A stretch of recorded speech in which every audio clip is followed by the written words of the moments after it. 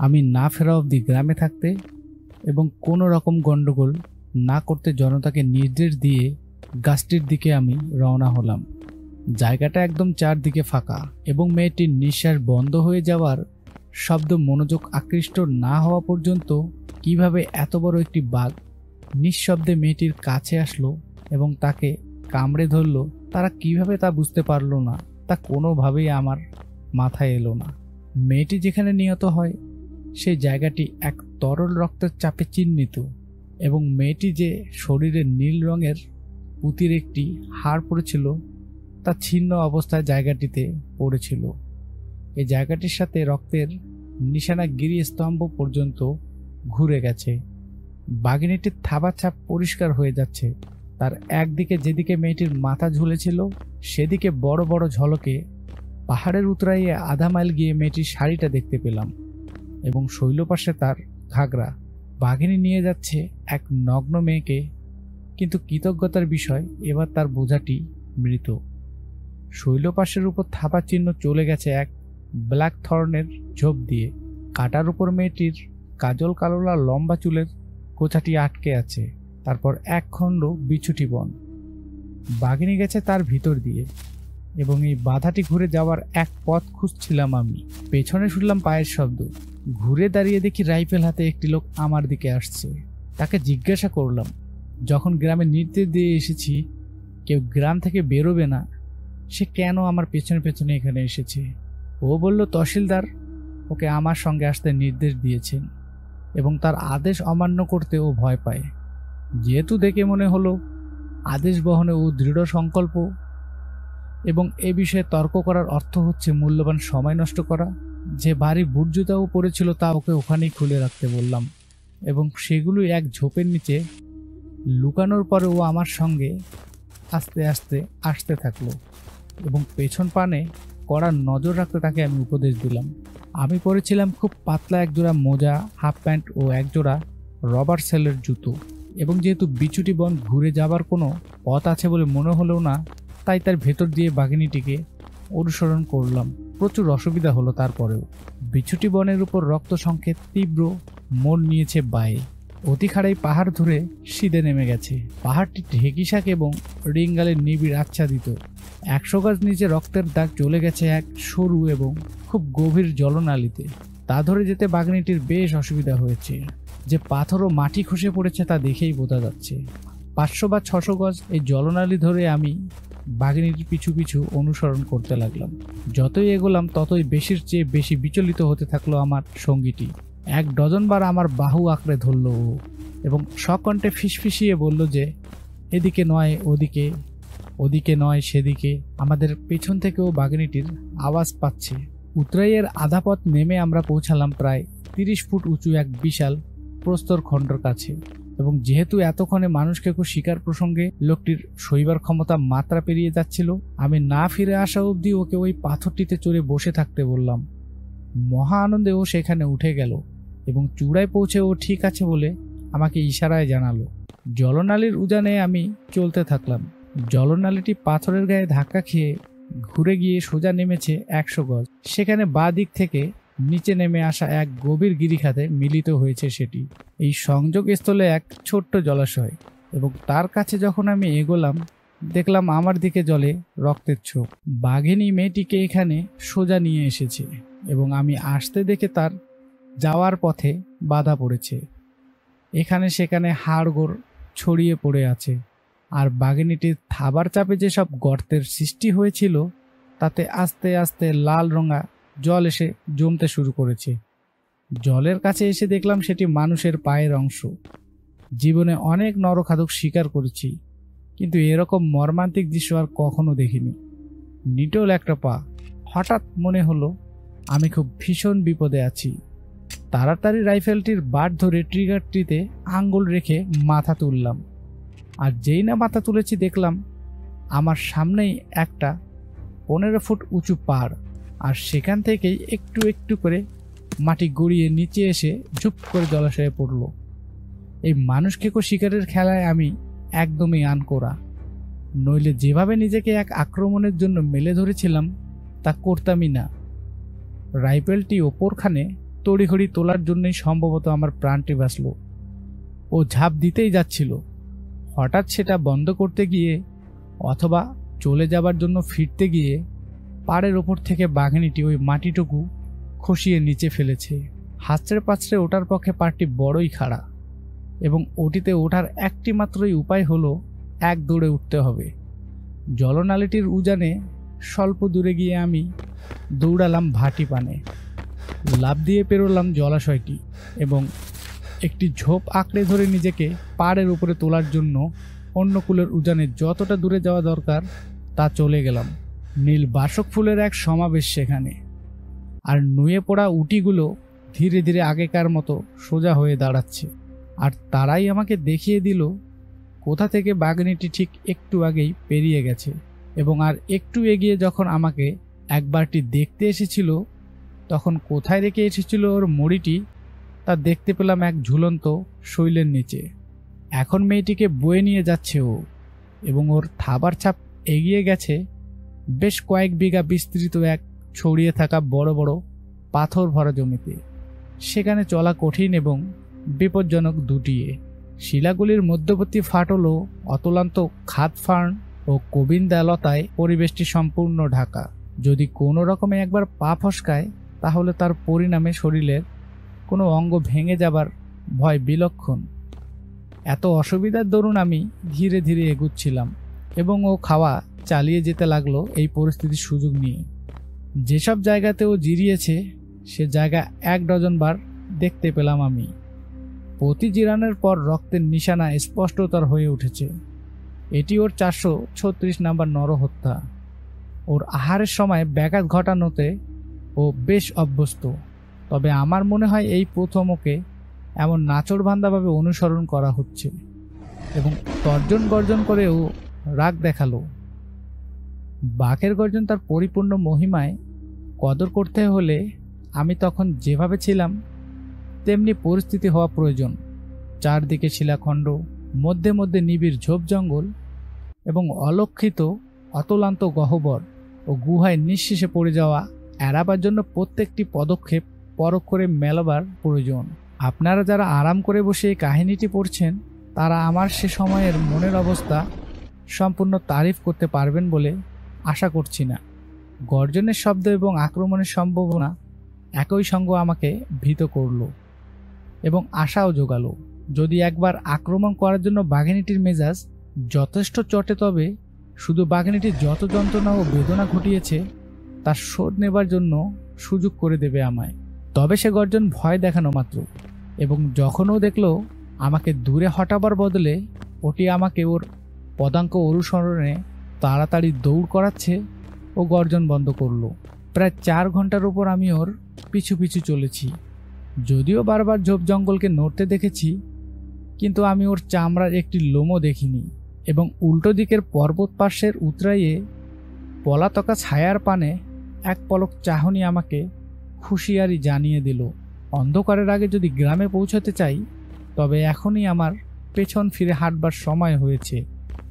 অবিচ্ছিন্ন পার্টির পরলোকগত মালিক এক হিন্দু, এবং সৎকারের জন্য ওর কোনো শরীরের অংশের প্রয়োজন হবে। তাই যখন জলাশয়টি পেরোলাম, তীরে একটি গর্ত খুললাম এবং পুঁতে দিলাম পাটি। সেখানে এটি বাঘিনীর হাত থেকে নিরাপদ থাকবে, এবং যখন চাওয়া হবে তখনই পাওয়া যাবে সেটি। পাথরের ওপর অবস্থিত আমার সঙ্গীটি আমাকে দেখে বেজায় স্বস্তি পেল। আমার দীর্ঘ অনুপস্থিতি এবং যে গর্জন সে শুনেছে তাতে ওর দৃঢ় বিশ্বাস ছিল যে বাঘিনীটি আরেকটি শিকার সংগ্রহ করেছে, এবং খোলাখুলি ও স্বীকার করল ওর মুশকিল হয়ে দাঁড়িয়েছিল কেমন করে ও একা গ্রামে ফিরবে সেই বিষয়টি। আমি যখন জলনালীটির উতরে নামছিলাম তখন মনে হলো গুলি ভরা বন্দুকবাহী এক দুর্বল চিত্র লোকের সামনে হাঁটার চেয়ে আরও কোনো বিপজ্জনক কিছু আছে বলে আমি জানি না। তাই সাবধান হওয়ার জন্য আমি লোকটির পিছু পিছু হাঁটতে লাগলাম। খানিক বাদে হঠাৎ পা পিছলে লোকটি পড়ে যাবার পর দেখি তার বন্দুকটি আমার দিকেই মুখ করে আছে। তখন আমার মত পরিবর্তন করলাম। ইপ্টাসনের সঙ্গ ছাড়া নরখাদক শিকারের সময় একলা যাওয়াই আমি স্থির করেছিলাম, কেননা সঙ্গী যদি নিরস্ত্র হয় তাকে রক্ষা করা কঠিন। এবং সে যদি সশস্ত্র হয় পরে নিজেকে রক্ষা করা আরও কঠিন। যেখানে লোকটি তার বুটজোরে লুকিয়েছিল পাহাড়ের সেই মাথায় আমরা পৌঁছলাম। ধূমপানের এবং আমার আগামীকালের পরিকল্পনা ভেবে ঠিক করার জন্য আমি বসে পড়লাম। নিশ্চয়ই মরিচ যতটুকু বাকি আছে বাঘিনী সেটা রাতেই শেষ করবে এবং পরদিন শিলাখণ্ডগুলির মধ্যে ওত পেতে থাকবে সে প্রায় সুনিশ্চিত। যেখানে ও আছে সেখানে ওকে খুঁজে বের করার আশা আমার সামান্যই, এবং যদি গুলি করতে না পারি শুধু ব্যাঘাতই ঘটাই তবে ও বোধহয় অঞ্চলটি ছেড়েই চলে যাবে এবং আমি ওর খেই হারিয়ে ফেলব। কিন্তু যদি যথেষ্ট লোক জোগাড় করতে পারি তবে জঙ্গলে ওকে বিট দেওয়াই হচ্ছে একমাত্র উপায়। পর্বতপুঞ্জের এক বিশাল অ্যাম্পি থিয়েটারের দক্ষিণ প্রান্তে বসেছিলাম আমি।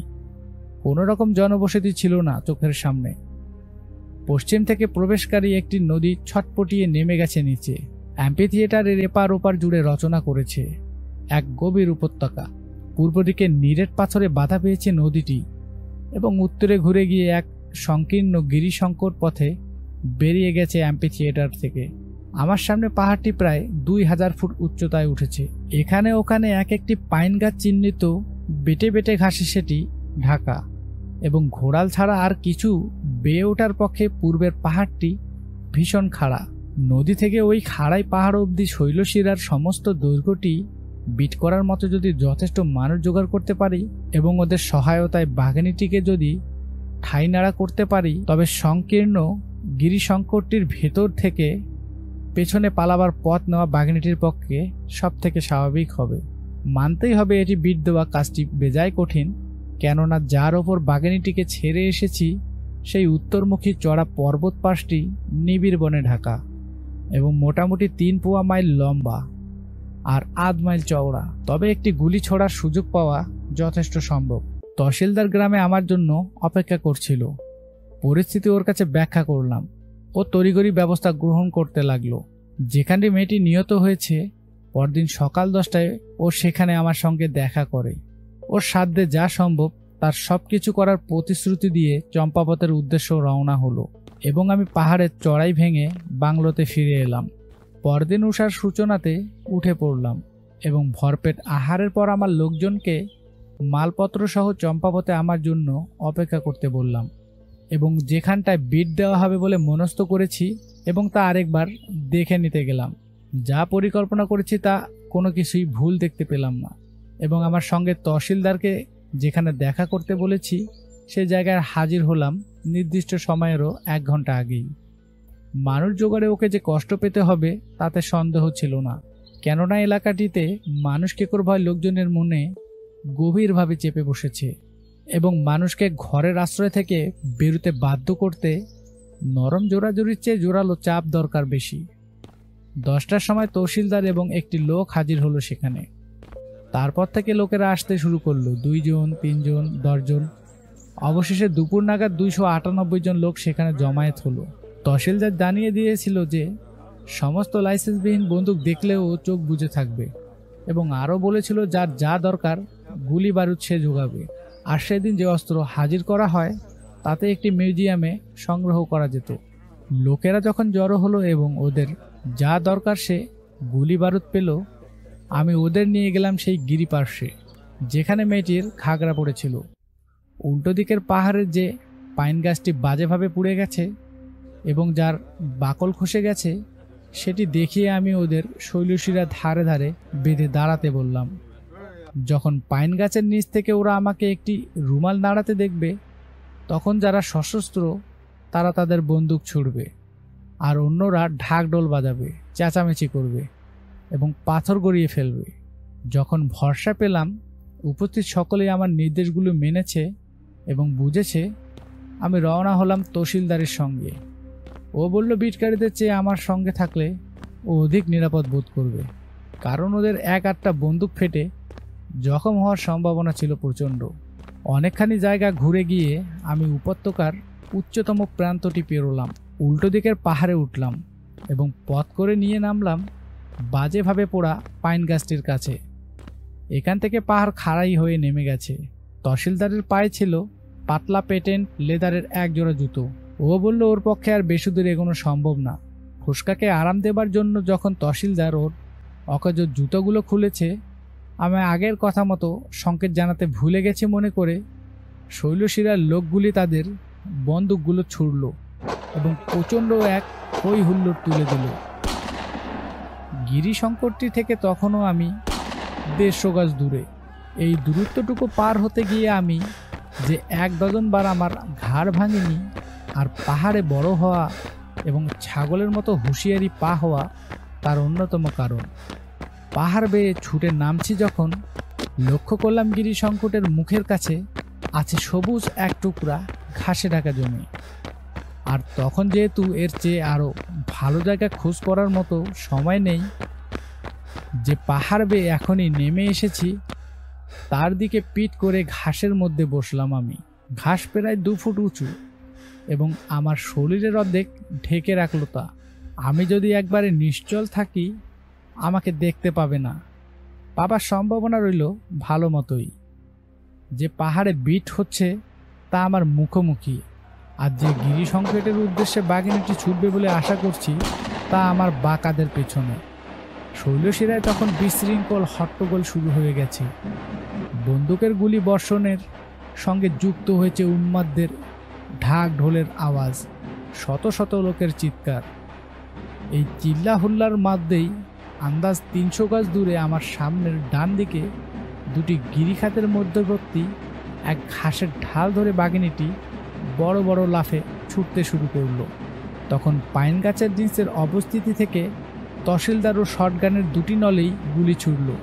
গুলির শব্দ শুনেই বাঘিনীটি সাঁ করে ঘুরে গেল, আর যে পথ দিয়ে এসেছে সে পথের দিকেই ফিরে গেল সোজা এবং লুকিয়ে গেল ঘন ঝোপে। ও যখন উধাও হচ্ছে আমি রাইফেল উঁচিয়ে একটি গুলি ছুড়লাম ওর উদ্দেশ্যে। শৈলশিরার ওপরের লোকগুলি 3টি গুলির শব্দ শুনে সিদ্ধান্ত নিল যে বাঘিনীটি নিশ্চিত নিহত হয়েছে। তা খুব অস্বাভাবিক নয়। সবগুলো বন্দুক নিঃশেষে ফুটিয়ে ওরা এক চূড়ান্ত নিনাদ করল। আমি তখন নিঃশ্বাস আটকে যে আর্তনাদ শৈলশিরার বাঘিনীর আগমন ঘোষণা করবে তা শোনার জন্য অপেক্ষা করছি। তখনই সহসা আমার সামনের বাদিক দিয়ে বাঘিনীটি আড়াল থেকে বাহিরে বেরিয়ে এলো এবং এক লাফে নদী পেরিয়ে সোজা গিরিশঙ্করের উদ্দেশ্যে চলে এলো। আমি .500 মডিফাইয়ের কর্ডাইট রাইফেলটি নিয়ে পাহাড়ের উচ্চতম পর্বতশৃঙ্গের দিকে লক্ষ্য করে গুলি ছুড়লাম। বাঘিনীটি নিশ্চুপ হয়ে দাঁড়িয়ে গেল। আমি ভাবলাম বুলেট ওর পিঠের উপর দিয়ে হয়তো চলে গেছে এবং পালাবার পথ বন্ধ দেখে ও দাঁড়িয়ে পড়েছে। আসল ব্যাপার কি, ঠিক মতোই মেরেছিলাম ওকে, তবে একটু পিছিয়ে মাথা নিচু করে আমার দিকে আধা ঘুরে গেল এবং 30 গজেরও কম পাল্লায় ওর কাঁধের উপর গুলি করার চমৎকার সুযোগ করে দিল আমাকে। এই দ্বিতীয় গুলিতে ও শিউরে উঠল, কিন্তু কান চেপটে দাঁত খিজিয়ে দাঁড়িয়েই রইল। আর কাঁধে রাইফেল নিয়ে আমি বসে ভাবতে চেষ্টা করলাম এখনও আক্রমণ করলে কোনটি আমার জন্য সব থেকে ভালো হবে। কেননা রাইফেল তখন গুলি শূন্য আর আমার কোনো কার্তুজ নেই। 3টি কার্তুজই এনেছিলাম সঙ্গে, কেননা আমি কখনো ভাবিনি 2টির বেশি গুলি করার সুযোগ আমি পাব, এবং এক জরুরি সংকটের জন্য 3য় কার্তুজটি ছিল। সৌভাগ্যক্রমে অতি গড় হিসেবেভাবে জখম জানোয়ারটি আক্রমণের বিপক্ষে সিদ্ধান্ত নিল। অতি মন্থর গতিতে ফিরল ও ডান দিকের নদীটি পেরোল। কয়েকটি মাটিতে পড়ে থাকা পাথর টপকে গেল এবং পৌঁছলো এক সরু কার্নিশে। একটি ছোট ঝোপ শিকড় আটকে আছে সেই কার্নিশটিতে এবং সেটির কাছে গিয়ে বাঘিনীটি ডালপালা ছিঁড়তে থাকলো।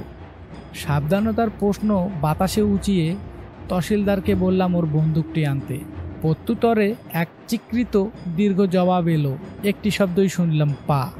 নিজের রাইফেলটি নামিয়ে এক ছুটে পাহাড়ে উঠলাম। তহসিলদারের হাত থেকে ছিনিয়ে নিলাম বন্দুকটি এবং দৌড়ে ফিরে এলাম।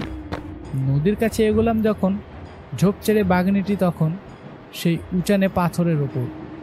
আমি যেদিকে আছি সেদিকে বেরিয়ে এলো। যখন ও 20 ফুটের মধ্যে এলো বন্দুকটি তুললাম। বাঘিনীটির হাঁ করা মুখের দিকে নিশানা করে বসিয়ে দিয়ে আমি গুলি ছুড়লাম। হয়তো আমি উপর থেকে নিচে নড়ে গিয়েছিলাম, কিংবা হয়তো বেলানকার বুলেটটি 20 ফুট নির্ভুল পাঠাবার ক্ষমতা বন্দুকটি ছিল না। যাই হোক, গুলিটি বাঘিনীটির মুখ ফসকালো এবং বিঁধল ওর ডান থাবায়। সেখান থেকে পরে আমি আঙ্গুলের নখ দিয়ে সেটি সরিয়েছিলাম। সৌভাগ্যক্রমে ও শেষ অবস্থায় পৌঁছে গিয়েছিল এবং পায়ের উপর আঘাতটি ওকে সম্মুখ পানে টলিয়ে ফেলে দেবার জন্য যথেষ্ট ছিল। পাথরটার এক ধার দিয়ে মাথাটি ঝুঁকিয়ে ও মৃত্যুতে শান্ত হলো। গিরিশঙ্কর দিয়ে পালাবার চেষ্টায় যে মুহূর্তে বাঘিনীটি আড়াল ছেড়ে বেরোয়, তখন বিটকারীদের কথা আমি ভুলে গিয়েছিলাম। সহসা পাহাড়ের চড়াইয়ের স্বল্প দূর থেকে, ওই তো পাথরের উপরে আছে ও, চল ওটাকে টেনে নামাই, ওটাকে টুকরো টুকরো করে কাটি। এই চিৎকার শুনে ওদের অস্তিত্বের কথা আমার মনে পড়ল। নিজের কানকে বিশ্বাস করতে পারিনি যা শুনলাম।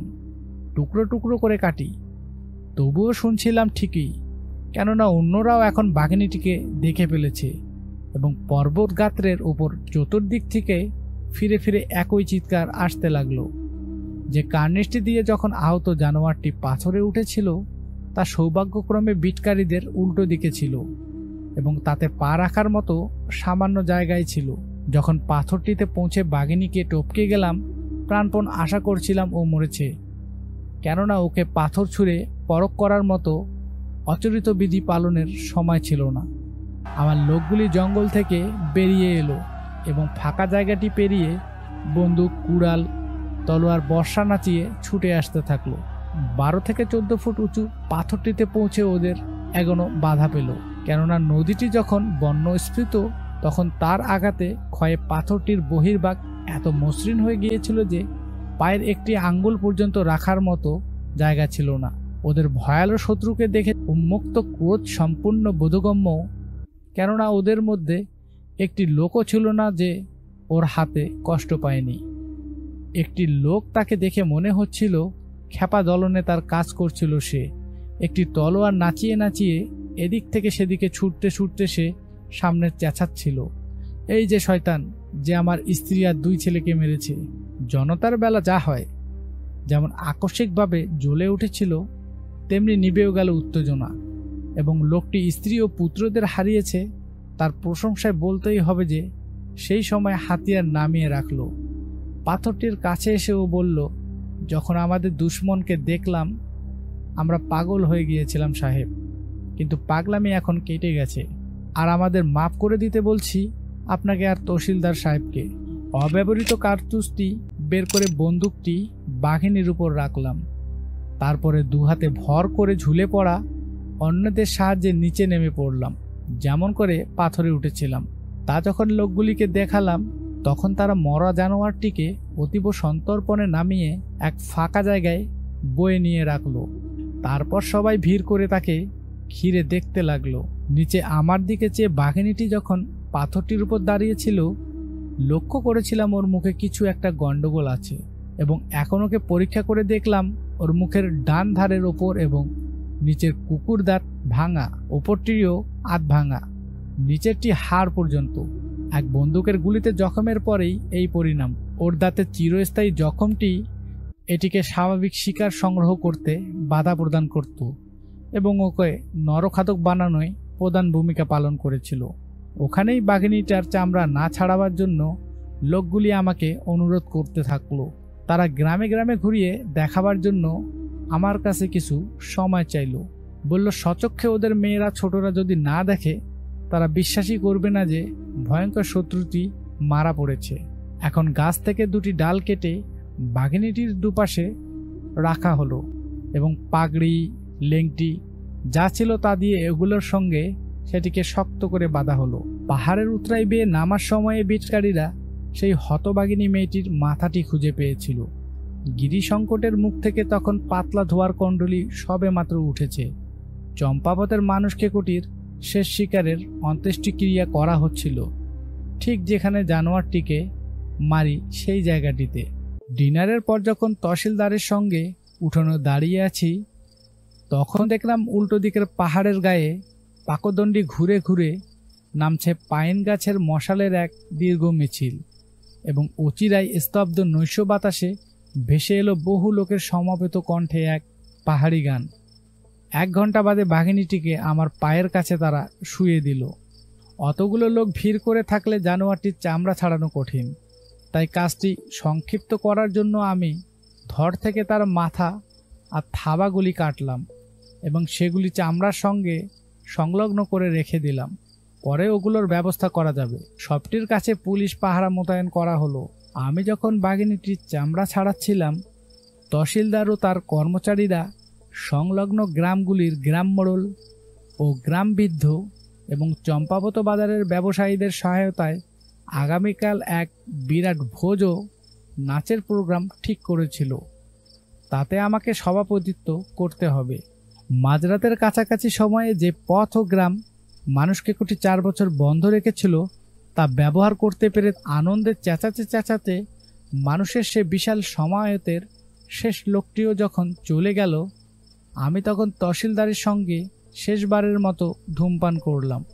আর আমি থাকতে পারবো না, আর উৎসবে ওকেই আমার ঠাঁই নিতে হবে বলে আমি আমার লোকজন সহ 75 মাইল যাত্রাপথের উদ্দেশ্যে আমি রওনা হলাম। সূর্যোদয়ে আমার লোকজনকে পেছনে ফেলে রেখে আমার ঘোড়ার জিনে বাঘিনীটির চামড়া বেঁধে নিয়ে আগে ভাগে রওনা হলাম যেখানে রাতটা আমি কাটাতে চাই। সেই দাবিদুরায় কয়েক ঘন্টা সময় নিয়ে বাঘিনীটির চামড়া পরিষ্কার করব বলে পাহাড়ের ওপর পালিগ্রামে সেই কুটিরটি পেরুচ্ছিলাম যখন মনে হলো ওর বোনের মৃত্যুর শোধ নেওয়া হয়েছে।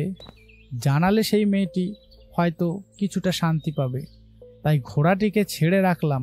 মেয়েটির দরজার মুখোমুখি একটি পাথরে মাথাটা রেখে চামড়াটি আমি বিছিয়ে দিলাম। বাড়ির বাচ্চা কাচ্চারা চোখ গোল গোল করে কাণ্ড কারখানা দেখছিল, আর ওদের সঙ্গে আমাকে কথা বলতে শুনে ওদের মা দোরগোড়ায় এলো।